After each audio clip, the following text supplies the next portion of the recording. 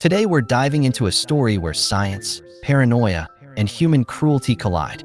A world of secret government experiments, hidden agendas, and test subjects who have no idea what they've walked into. And trust me, this is one of those experiments you would not want to volunteer for, no matter how much money they're offering. Our story begins in 1975, when the Rockefeller Commission is formed to investigate rumors of a secret CIA mind control program known as MKUltra. In the 1950s and 60s, this program experimented on civilians and soldiers alike, dosing them with LSD, testing hypnosis, and using psychological torture, all under the excuse of national security. When word of these practices leaked, the CIA director ordered most documents destroyed. The official story was that the program had been discontinued. The truth? Shredded files, evasive answers, and no real confirmation, which means it might never have stopped at all. Enter Dr. Emily, an agent for the National Crime Agency.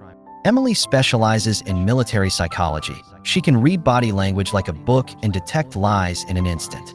She's the kind of expert who could ruin poker night just by raising an eyebrow.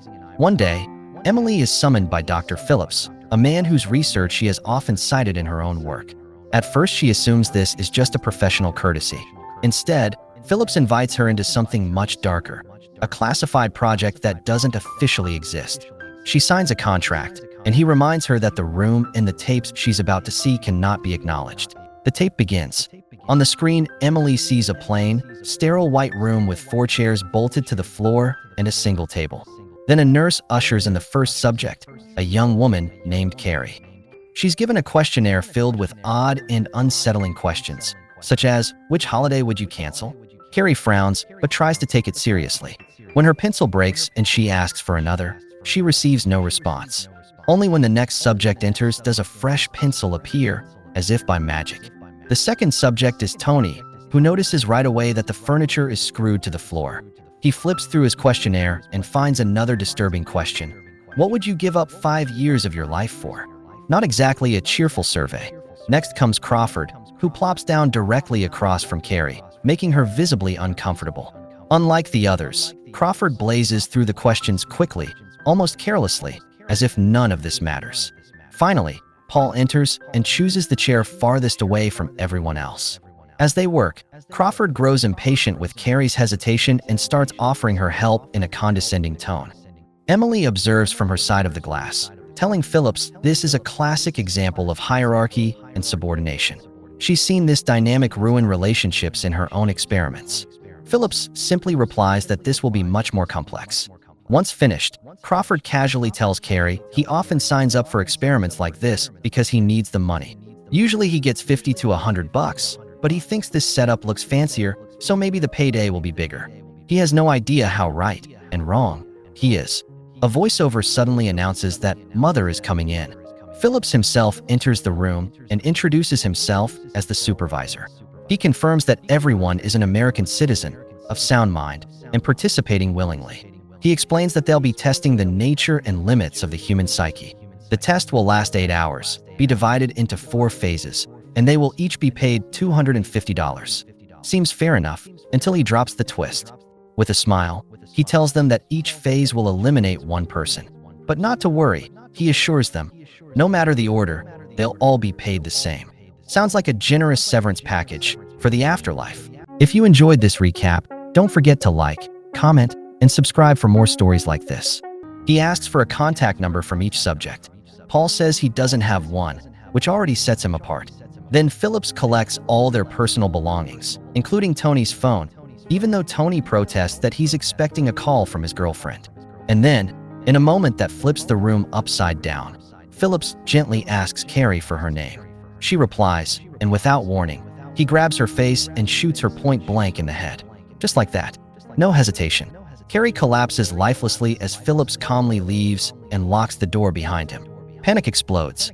Tony laughs and claps nervously, convinced this is some twisted YouTube prank. Crawford furiously drags him over to the body to prove it's real. Tony finally breaks, screaming for help and throwing himself against the windows and walls. But nothing budges. They're trapped. Emily, shaken, asks Phillips how he gets away with this. He explains that when families report the subjects missing, the cases simply remain unsolved. When Emily points out that documents reference American casualties, she realizes this might not even be government-sanctioned. Phillips confirms the MK program has always operated outside the government, hinting at shadow networks. But he refuses to elaborate further. Meanwhile, inside the White Room, the three men are still trying to process what's happening. A beep sounds and a hatch opens, dropping in the same gun Phillips used. Paul immediately picks it up and points it at the others, convinced the four phases mean only one can survive. Crawford urges him to check the weapon. There's only one bullet. Crawford concludes the gun isn't meant to kill them all, but to test their choices. Another beep follows, and a screen lights up with a countdown. 2 hours. Then a paper is dropped in. The question reads, what number do Americans choose most frequently between 1 and 33? The rules are brutal. The person with the answer farthest from the correct number will be eliminated. If they all refuse to answer, they all die. Emily notes how strangely the rules are worded, as though written by someone using English as a second language. Phillips praises her sharp eye. He then explains that after September 11th, programs like this were given amnesty. Their logic? If enemies are using these methods, so should they. Back in the room, Tony desperately jumps on the table, trying to smash the lights. Crawford hears noises through the floor vents. The men press their ears and hear voices speaking in a foreign language. Tony panics, convinced they've been kidnapped by terrorists. Crawford suspects it's a manipulation tactic. Soon Paul discovers scratched words on the wall. More names and phrases emerge when Tony smears Carrie's blood over them, revealing messages from past victims. Some beg for prayers, others mark dates. December 25th stands out, making Tony think Muslims killed people on Christmas. Whatever the truth, the room reeks of history and horror. The men argue over possible answers. Crawford suggests they all pick the same number, so either all live or all die. Paul becomes frantic, hitting the countdown clock until it shuts off. He raises the gun toward the window, but Tony tackles him before he wastes the bullet. The weapon slides across the floor, and Crawford kicks it toward Tony, refusing to hold it himself. Suddenly, another hatch opens. Tony shoves his hand inside, but finds nothing. The three huddle under the table, whispering like school kids in detention. Tony tries again with the gun, but the hatch slams shut, trapping his wrist. With effort, they pull him free. His hand is bloody, and the gun is gone. Time ticks on. Finally, the voice demands an answer. Crawford and Tony say 7, but Paul blurts out 17. Instantly, gas hisses from the vents. They cough, stagger, and collapse as masked medics storm in to drag them out. Watching from behind the glass, Emily reels. Phillips reveals the footage they've been watching was recorded earlier that same morning. The subjects have been unconscious for hours. Now they're brought back into the room, strapped and unconscious again. Phillips hands Emily a lab coat and mask, escorting her inside the chamber. She stares at the bodies, haunted by Carrie's death. Phillips calls it calculated intimidation. Then, without hesitation, he shoots Tony dead in front of her. Emily somehow keeps her composure as they exit. Moments later, classical music blares to wake the survivors. Crawford sees Tony's corpse and erupts, attacking Paul for choosing the wrong number. They brawl viciously until a gun drops through the hatch. Crawford grabs it and points it at Paul, but when noises echo from the vents, he hesitates. Another paper falls. Where does the USA rank on the international list of average IQ?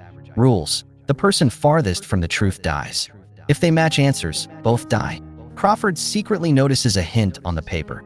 The answer is outside the top 10. He hides this from Paul. Phillips, watching, remarks that people will do anything to survive.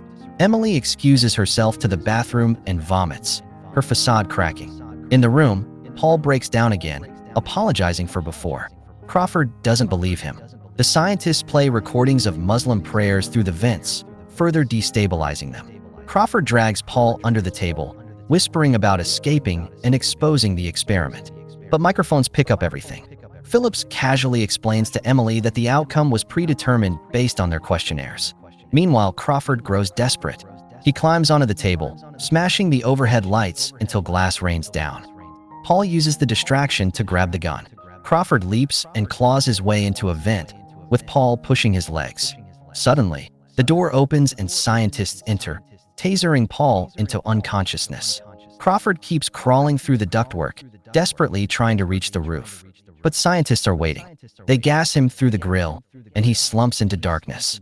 Both men are dragged back. Emily, overwhelmed, briefly imagines using a stolen keycard to free them.